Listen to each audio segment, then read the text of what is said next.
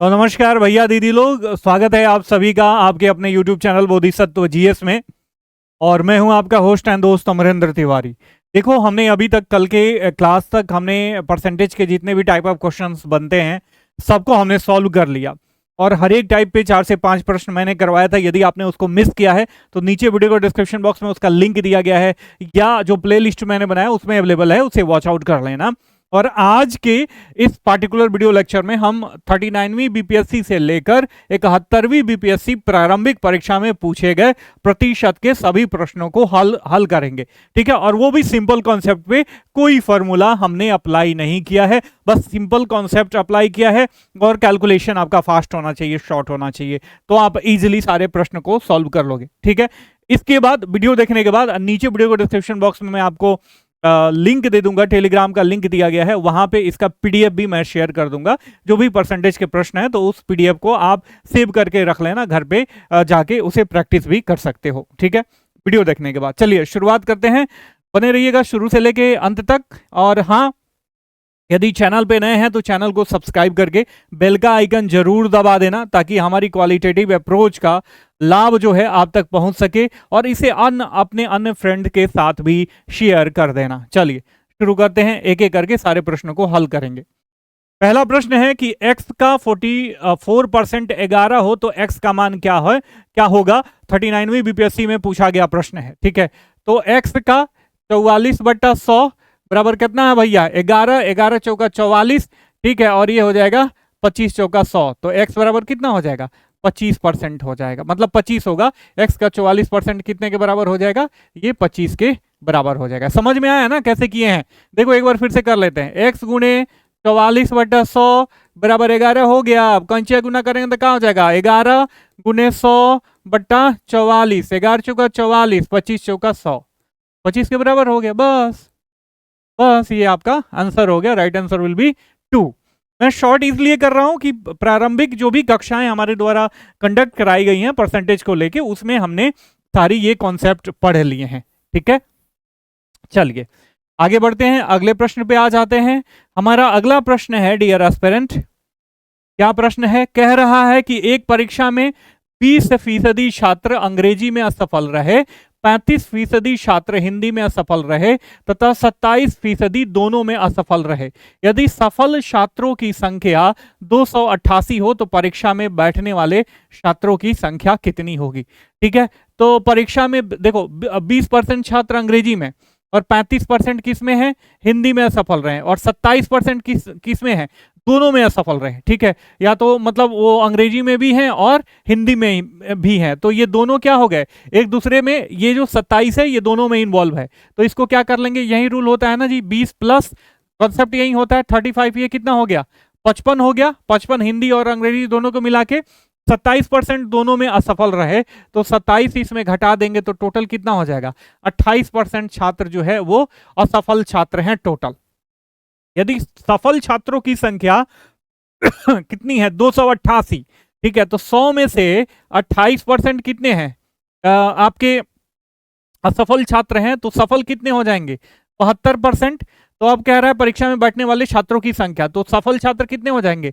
क्योंकि असफल 28 हैं तो सफल कितने हो जाएंगे? 72। 100 में से 28 घटा देंगे, 72। और मान लीजिए छात्रों जो परीक्षा में बैठने वाले टोटल छात्र हैं वो x हैं, तो x का 72% ना जी, ये कह रहा है 288 के बराबर है भैया। ठीक है, तो x गुणे 72/100 विल बी इक्वल टू 288। ठीक है, तो अब इसे काटो, 4 मर्थ में कट जाएगा जी। 72 चौका 88, 72 चौका 288 हो जाएगा। 4 दूना 8 और 7 दूना 28, तो x बराबर कितना हो जाएगा? 4 गुणे 100 will be equal to 400। Total जो छात्र परीक्षा में बैठे वे 400 के बराबर हैं। ठीक है, अब यदि आप कॉन्सेप्ट आपने नहीं डेवलप किया होगा तो बस यहाँ पे कैंचिया गुना करो। x गुणे 72/100 बराबर 288, तो x बराबर कितना हो जाएगा? 288 गुने 100/72, तो 72 नीचे आ गया, तो इसीलिए बराबर के दोनों अपोजिट साइड है तो मैंने काट दिया 400। अब इसको काटोगे तो ये 4 मर्थ में कट जाएगा, विल बी इक्वल टू 400। ठीक है, बात आ गई समझ में? किसी भी मतलब there is no need to learn आप any type of particular formula for each and every type of questions, ठीक है। और मार्केट में ऐसे बच्चों को बरगलाने के लिए, पता नहीं कराने के लिए क्या क्या लोग करते हैं, डिफरेंट टाइप ऑफ फार्मूला याद करवाते हैं। मेरा ये मानना है फार्मूला का अपना अलग महत्व है, लेकिन जो आपके पास समय बचा हुआ है ना, इसमें बेसिक कॉन्सेप्ट आपकी क्लियर रहेगी तो चीज़ों की जो जर्नी है, मतलब चाहे मैथमेटिक्स हो, मतलब सब्जेक्ट की जो जर्नी है, चाहे मैथमेटिक्स हो, चाहे हिंदी हो, इंग्लिश हो, या जीएस के सब्जेक्ट हो, रीजनिंग हो, ये जर्नी आपके लिए आसान हो जाएगी। तो कॉन्सेप्चुअल क्लैरिटी पे ज़्यादा ध्यान देने की आवश्यकता है। अब देखो, कह रहा है किसी वस्तु की कीमत 1995 से 1996 तक 5%, फिर 1996 से 1997 तक 8%, 1997 से 1998 तक 77% बढ़ जाती है। तो 1995 से 1998 तक कीमत में औसत बढ़ोतरी के बारे में पूछ रहा है। क्वेश्चन देके बहुत लोग हड़बड़ा जाएंगे, भैया ये बहुत बड़ा क्वेश्चन पूछा है, 45वीं बीपीएससी में पूछा गया प्रश्न है, ठीक है। तो कुछ नहीं करना है, जितने भी प्रतिशत बढ़े हैं ना साल दर साल, सबको जोड़ देना है। और 3 साल का वेरिएशन देख रहा है तो 3 से हमें क्या करना है, डिवाइड कर देना है। 5 + 8 + 77/3, 5 + 8 + 77 विल बी इक्वल टू 90/3। ये हो जाएगा 30% की औसत ग्रोथ रेट हुआ है। 4 will be the right answer, ठीक है। चलिए आगे बढ़ते हैं, अगले प्रश्न पे हम चलते हैं। हमारा अगला प्रश्न देख लेते हैं। अगला प्रश्न है, कह रहा है कि एक परिवार अपनी आय का 30% भोजन पर, 30% भोजन पर, 10% वस्त्रों पर, 18% मकान पर और 7% अन्य खर्च पर खर्चा करता है। यदि परिवार की मासिक आय जो है वो 4,000 रुपये है, तो 15,000 रुपये बचाने में लगभग कितने महीने लगेंगे डियर एस्पिरेंट, ठीक है। तो टोटल खर्चा पहले निकालेंगे। तो total expense, there is no need to write such type of term, total expense. आप टोटल एक्सपेंस डायरेक्ट जोड़ सकते हो। 30, 10 50, 10 60 और 8 58, 58 और 60 कितना हो गया, 65, ठीक है। टोटल परसेंटेज जो एक्सपेंस का परसेंटेज है ये 65% हो गया डियर एस्पिरेंट, ठीक है। तो जब एक्सपेंस 65% है तो बचत कितना हो जाएगा आपका, 35% के बराबर हो जाएगा कि नहीं हो जाएगा, ठीक है। और उसकी मासिक आय, दैट मीन्स अब हम देखेंगे कि ये 4,000 रुपये उसकी मासिक आय है, तो प्रति माह कितना बच रहा है। तो 4,000 गुने 35/100, ये हो जाएगा 0 0 कट जाएगा, 4 0 का 0, 4 से मल्टीप्लाई कर दो, 4 5 20, हाथ में 2, 4 3 12, 2 14, ठीक है। 1,400 रुपया ये प्रति महीना इसकी बचत हो रही है। तो 15,000 ये बचा रहा है। 15,000 बचाने की बात हो रही है कि कितने महीने में 15,000 बच जाएगा। तो 14,000 कितने महीने में बच जाएगा, 14,000 गुने 1400 गुने 10 कर देंगे तो ये 14,000 हो जाएगा। और मतलब 10 महीने में 14,000 बचा लेंगे। जैसे ही 11वें महीने में ये घुसेंगे तो कितना हो जाएगा आपका, फिर ये 15,000 से एवब हो जाएगा। तो 11 महीना लगेंगे, ठीक है, ठीक है। इसमें 14,000 मतलब 14,000 में 1,400 और जुड़ जाएगा, तो ये 15,400 के करीब हो जाएगा डियर एस्पिरेंट। तो टोटल मंथ जो रिक्वायर्ड है वो 1,100 है। बात समझ में आया ना जी? नहीं समझ में आया तो नीचे कमेंट करके बता देना, मैं फिर से समझा दूंगा एक शॉर्ट वीडियो बना के, ठीक है। और नीचे वीडियो को डिस्क्रिप्शन बॉक्स में हमारे टेलीग्राम का लिंक दिया गया है। ये 48वीं से 52वीं बीपीएससी प्रारंभिक परीक्षा में पूछा गया प्रश्न है डियर एस्पिरेंट, ठीक है।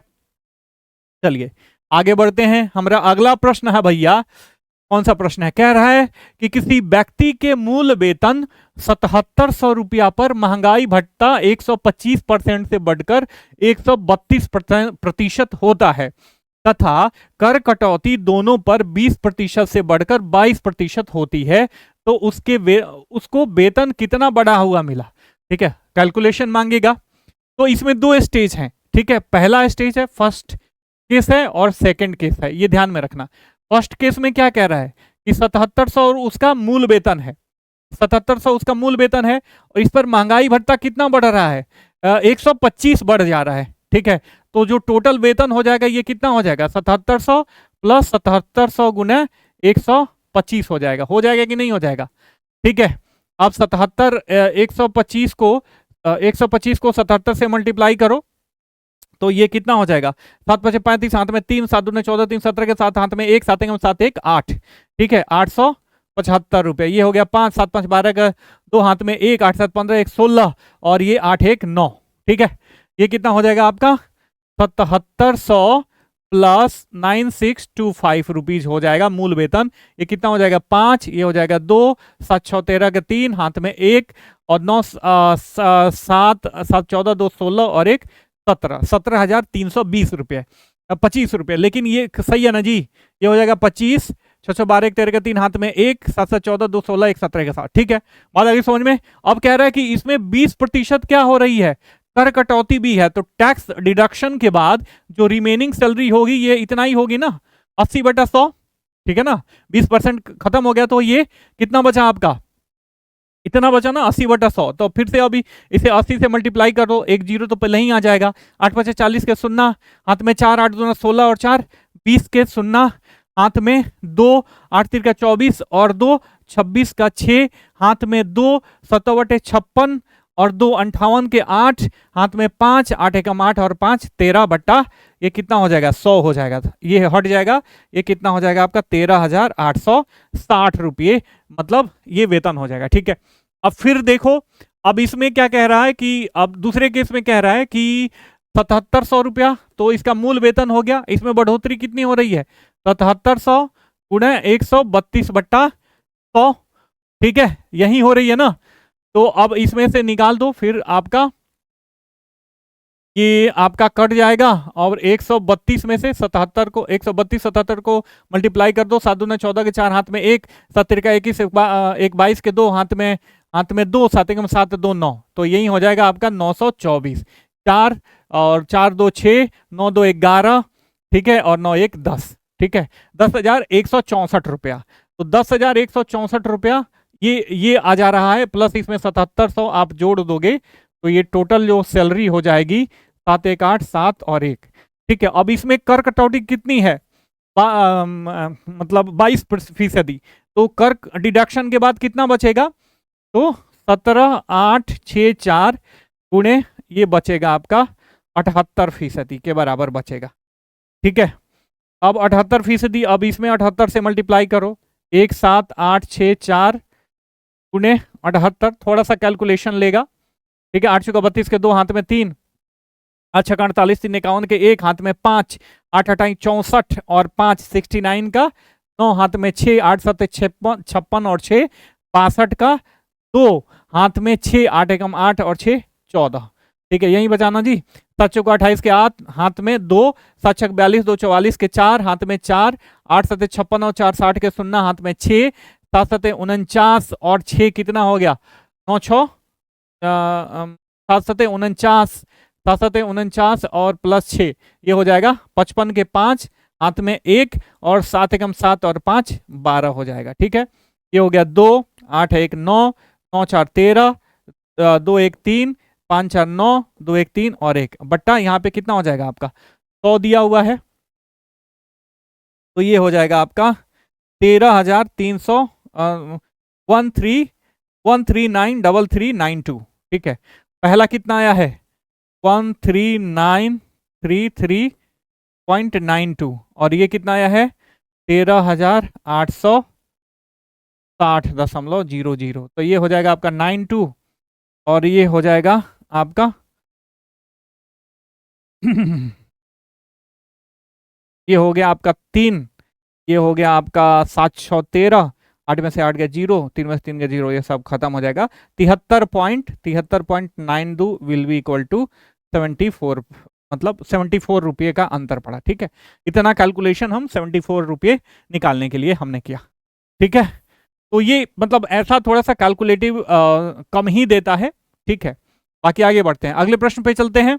देखो, अब अगला प्रश्न है, एक व्यक्ति अपनी आय का 66.2/3%, ये 66 पूर्णांक है, खर्च करता है और 1200 रुपये प्रति महीने बचा लेता है, तो उसका मासिक खर्च कितना होगा।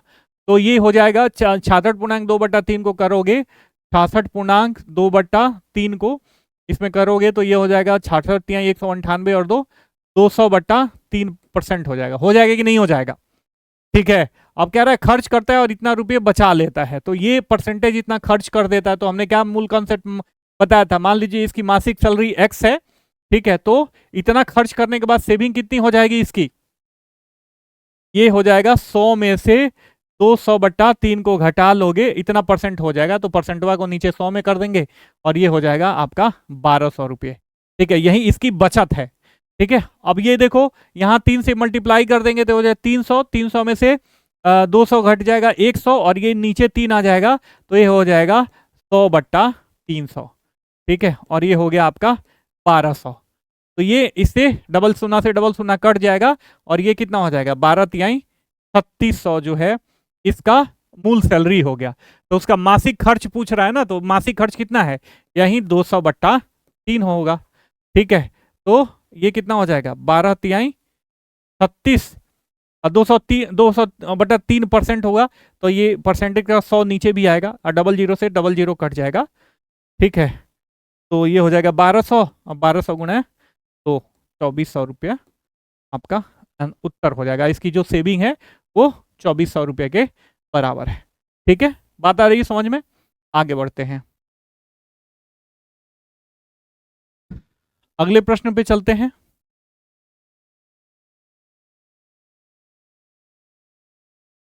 अगला प्रश्न कह रहा है, देखो ये 63वीं बीपीएससी प्रारंभिक परीक्षा में पूछा गया प्रश्न है कि एक व्यक्ति अपनी आय, नहीं ये वहीं आ गया फिर से, हाँ ये है, किसी चुनाव में, ये 41वीं बीपीएससी प्रारंभिक परीक्षा में पूछा गया प्रश्न है, किसी चुनाव में मतदाताओं के 20% ने भाग नहीं लिया।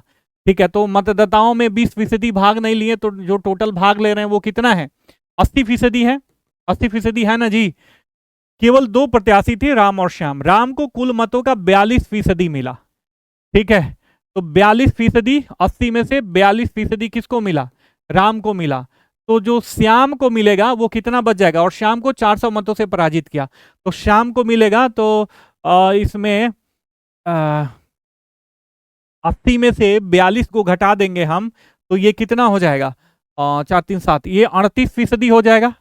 हो जाएगा कि नहीं हो जाएगा, 38%। मतलब राम को मिला 42% और श्याम को मिला डियर एस्पिरेंट 38%। इन दोनों में अंतर कितना है, 4% का अंतर है। मतलब राम जो है 4% के अंतरों से जीतता है, और ये किसके बराबर है, 400 मत के बराबर है। यही ना, उसने श्याम को 400 मतों से पराजित किया, तो 400x का 4% बराबर कितना हो जाएगा, 400। ठीक है, तो x बराबर कितना हो जाएगा आपका, ये हो जाएगा आपका 4/100, 400, ये 100 से मतलब 100 मर्स में कट जाएगा और x बराबर हो जाएगा 10,000। जो टोटल मत पड़े वो कितने पड़े, 10,000।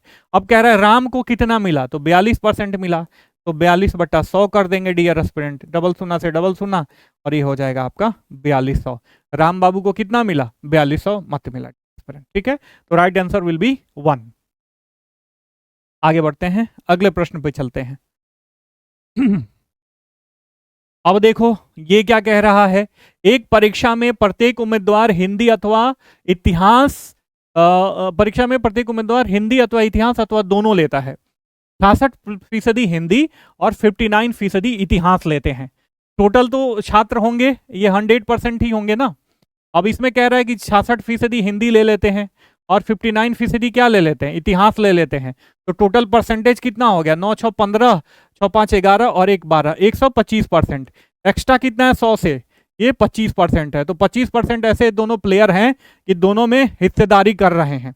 ठीक है, अगर कुल उम्मीदवारों की संख्या 3000 थी, तो कितने उम्मीदवारों ने हिंदी और इतिहास दोनों लिए, तो ये कितने हुए, 25% हुए। तो 3000 गुणे 25/100 कितना हो जाएगा, 25 3 75, 750 छात्र हो। ठीक है, the right answer will be 2, 750।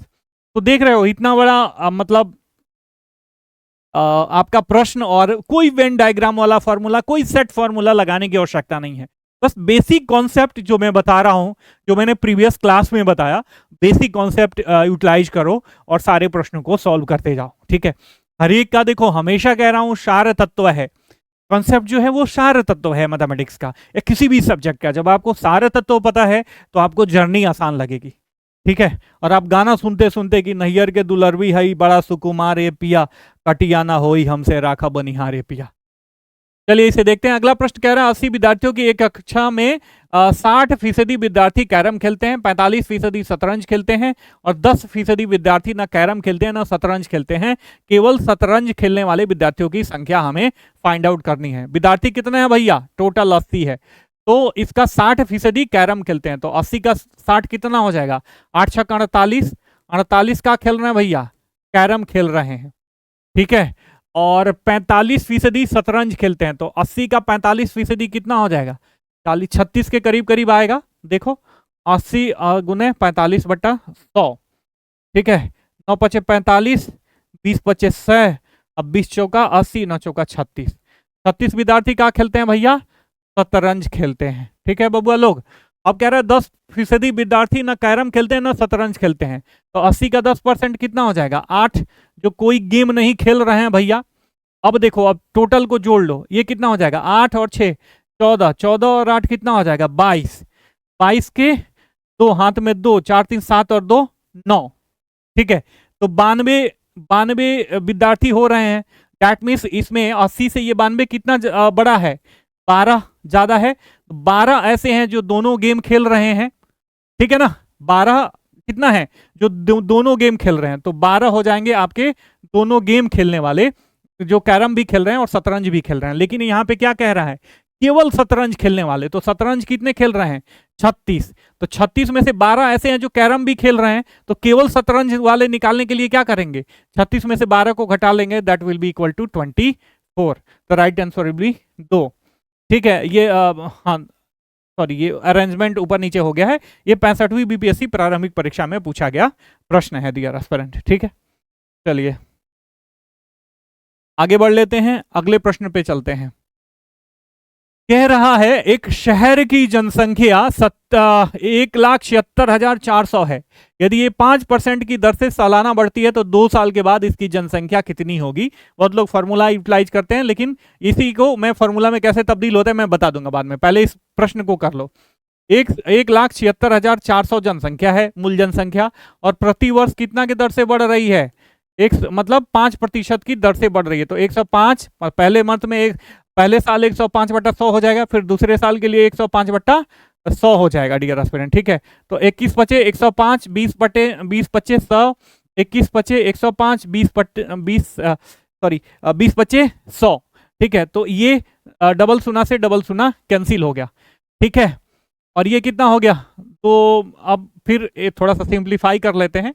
गुणे ये हो जाएगा 21 गुणे 21/4, ठीक है। 4 से कट जाएगा, 4 चौका 16, 4 चौका 16, 4 एकम 4, तो 4 4 1 गुने 4 4 1, ठीक है। इसको मल्टीप्लाई करोगे तो कितना आएगा? शायद 1,94,481 आना चाहिए। चलिए देख लेते हैं। 4 4 1 4 4 1 है ना, तो ये हो जाएगा 441। ये हो जाएगा आपका 4 4 चौका 16 के 6, हाथ में 1, 4 चौका 16 और 1 17, ठीक है। तो फिर ये कितना हो जाएगा? 4 6 7 1, ठीक है। सेम संख्या है, 1 हो जाएगा, 4 4 8 हो जाएगा, 6 4 10 और 4 14 का 4, हाथ में 1, 7 6 13, 1 14 का 4, हाथ में 1, 7 1 8 1 9 और 1 के 1 को 1,94,481 will be the right answer. अच्छा, मैं यहाँ पे मैं बता देना चाह रहा हूँ कि नंबर सिस्टम जब हम पढ़ाएंगे ना, तो बहुत सारी आपको चीजें, आपको क्यूब्स याद करने होंगे, लगभग 100 तक के, या स्क्वायर याद करने होंगे। ये जरूरी होता है, क्योंकि कैलकुलेशन जब आप करने बैठते हो तो थोड़ा सा, जब आप मल्टीप्लिकेशन वगैरह एडिशन वगैरह करते हो तो टाइम टेकिंग प्रोसेस होता है। तो इसलिए आपको कुछ संख्याओं के क्यूब्स और स्क्वायर आपको पता होना चाहिए, ताकि प्रश्न सोल्व करते समय आपको आसानी हो और आपका टाइम जो है ज्यादा कंज्यूम ना हो। हालांकि समय काफी आपको मिलेगा करने के लिए, ठीक है, टेंशन लेने की आवश्यकता नहीं है। तो लेकिन फिर भी प्रिपरेशन अप टू मार्क होना चाहिए। अगला प्रश्न है, ये शायद मैं आपको बताना चाहूंगा 70वीं या 69वीं बीपीएससी में पूछा गया प्रश्न है कि एक दुकानदार किसी वस्तु पर 10% की छूट देता है जिसका अंकित मूल्य 400 है। यदि 10% वो जीएसटी लेता है तो उस वस्तु का अंकित मूल्य क्या होगा? तो 400 रुपया क्या हो गया? उस वस्तु का अंकित मूल्य है, 10% छूट देता है, मतलब ये 90% पे बेचेगा। फिर क्या कर रहा है? इस पे 10% जीएसटी ले रहा है, तो 110/100 से मल्टीप्लाई कर देंगे। अब ये 00 से 00 कट गया, फिर ये 00 से 00 कट गया, अब ये हो गया आपका 9 चौका 36 गुणे 11 विल बी इक्वल टू 11 छक 66, हाथ में 6, 11 तिहाई 33 और 6 कितना हो गया 39, 396 रुपया इसका प्राइज होगा। तो ये थे 12 से 14 या 13 प्रश्न हमने जो भी सॉल्व किए आपके 39 मतलब 39वीं एग्जाम से 71वीं बीपीएससी प्रारंभिक परीक्षा तक पूछे गए परसेंटेज के प्रश्न थे। ठीक है, हर एक साल परसेंटेज के प्रश्न नहीं पूछा है, इस साल नहीं पूछा है, उस साल मतलब ऑब्वियस नहीं है। तो ये आपके 12-13 प्रश्न बनते थे, मैंने पूरा खंगाल के आपके लिए इसका सॉल्यूशन प्रोवाइड कर दिया। हमारा प्रयास अच्छा लगा होगा तो जरूर इसको अप्रिसिएट करना, अप्रिसिएशन वर्ड कमेंट में लिख सकते हो। और भी डिमांड है तो आप उसको नीचे वीडियो के डिस्क्रिप्शन बॉक्स में उसमें वीडियो के डिस्क्रिप्शन बॉक्स में कह रहा हूँ, कमेंट बॉक्स में कमेंट जरूर करना, चैनल को लाइक करना और इसको अपने अन्य फ्रेंड के साथ जरूर शेयर करना ताकि हमारे क्वालिटेटिव अप्रोच का लाभ सब तक पहुंच सके। आपकी सफलता की शुभेच्छा के साथ मिलते हैं कल के क्लास में, तब तक के लिए साइनिंग ऑफ, टेक केयर, जय हिंद, जय भारत।